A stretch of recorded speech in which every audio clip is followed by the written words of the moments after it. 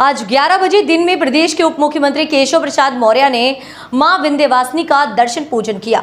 इस दौरान मां विंध्यवासिनी धाम में निर्माणाधीन विंध्य कॉरिडोर का निरीक्षण किया। मुख्यमंत्री के ड्रीम प्रोजेक्ट में से एक महत्वपूर्ण योजना विंध्य कॉरिडोर है। लगभग 500 करोड़ के धनराशि से कॉरिडोर का निर्माण दिन रात हो रहा है। विंध्य कॉरिडोर योजना की आधारशिला 2 वर्ष देश के गृह मंत्री अमित शाह ने रखा था, जिसका निर्माण कार्य तीव्र गति से रात दिन चल रहा है। आज निरीक्षण के दौरान उप मुख्यमंत्री केशव प्रसाद मौर्य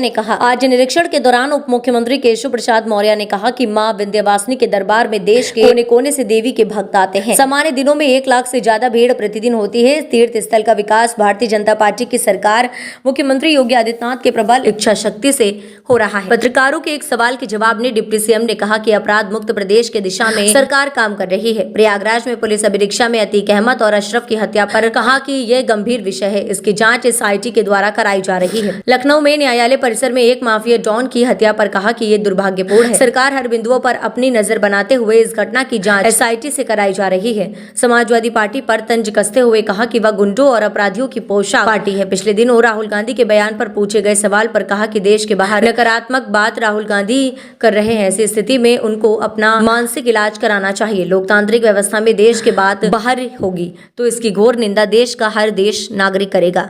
इस दौरान आम दर्शनार्थियों की भारी भीड़ को कई घंटों तक रोका गया।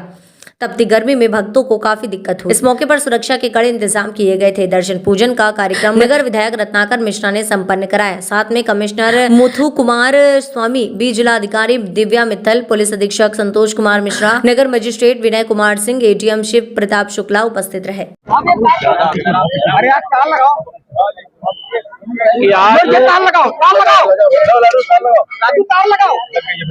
जगत जननी माँ विंध्यवासिनी के चरणों में प्रणाम करने का, आशीर्वाद लेने का, दर्शन करने का मुझे इधर कई महीने बाद सौभाग्य मिला है और आज दिव्य दर्शन करके मन गदगद है।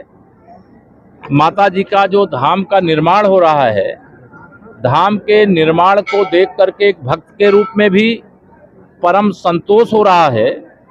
और सरकार चूंकि माता जी के आशीर्वाद से बनी है, उत्तर प्रदेश की जनता के आशीर्वाद से बनी है और स्टेट सरकार का जो संकल्प था कि अयोध्या में रामलला की जन्मभूमि पर भव्य मंदिर बने, काशी में बाबा विश्वनाथ जी का धाम बने, तो विंध्याचल धाम भी वैसा ही भव्य और दिव्य बने और उस दिशा में हम लोग आगे बढ़ रहे हैं। काम काफी तेजी से प्रगति पर है, इस पर संतोष जाहिर करता हूं और भक्तों की जो जरूरी सुविधाएं भक्तों के लिए वह सब कुछ करने के लिए प्लान है। जो नहीं होगा उसमें एडिशनल भी करने का काम करेंगे। पुलिस कस्टडी में हत्या जो हुई है संजीव की जीवा की, क्या कहेंगे आप? क्योंकि देखिए ये लगा रही है कि लॉ एंड ऑर्डर संभाल नहीं पा रहे। देखिए समाजवादी पार्टी तो गुंडों, अपराधियों, माफियाओं की पार्टी है।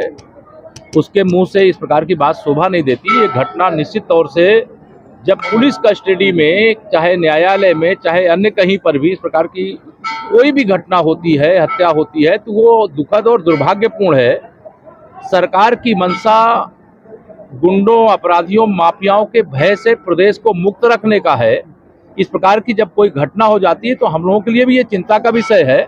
लेकिन चाहे वो प्रयागराज में अतीक और अशरफ की हत्या का आयोग जांच कर रहा है, SIT जांच कर रही है और जो लखनऊ की हत्या है उसकी भी जांच SIT को सौंप दी गई है। जो भी सच्चाई होगी वो सामने आएगी। लेकिन सरकार की मंशा यही है कि जो अपराध करता है, जिसे फांसी के फंदे तक पहुंचना चाहिए, हम ठोस पैरवी करके उसे फांसी दिलवाएं, उसको आजीवन कारावास दिलवाएं, उसकी जिंदगी जनता के बीच में, समाज के बीच में नहीं, परिवार के बीच में नहीं, उनकी जो जीवन है, जो अपराध करने वाले हैं उनकी जगह जेल में होनी चाहिए।